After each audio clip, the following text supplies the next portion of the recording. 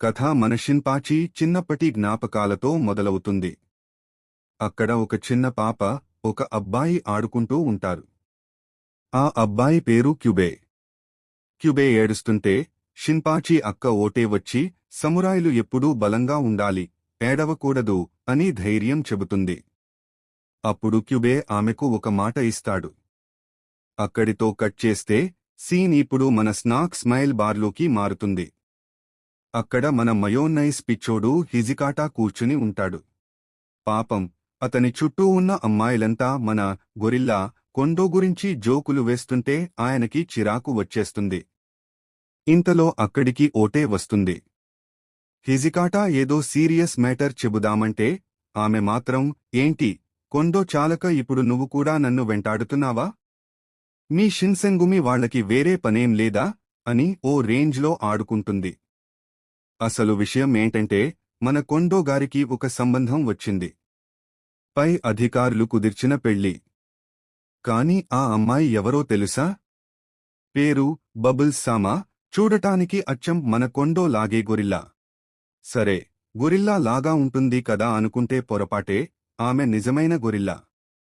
ఇది తెలిసిన ఓటే మాత్రం, అబ్బా, ఇద్దరూ గొరిల్లా లే కదా, భలే జంట అని మురిసిపోతుంది.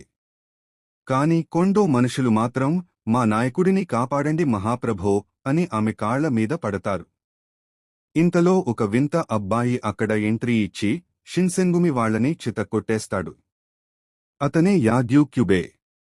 చిన్నప్పుడు ఓటే ఇచ్చిన మాట ప్రకారం ఆమెను తన వంశానికి కోడలిగా తీసుకెళ్లడానికి వచ్చాడు.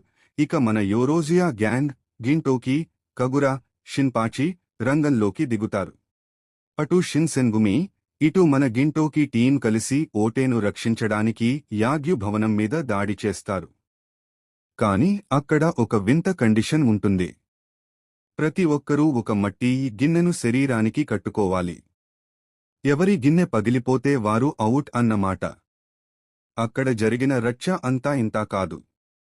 కగురా, ఓకిటా వీళ్ళిద్దరూ ఒకరినొకరు కొట్టుకుంటూనే ప్రత్యర్థులను ఓడించేస్తారు.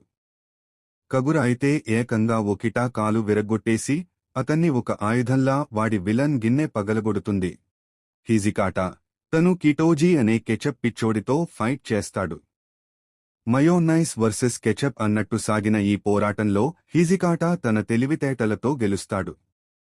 కొండో, గింటోకి వీళ్ల గురించి ఎంత తక్కువ చెప్పుకుంటే అంత మంచిది.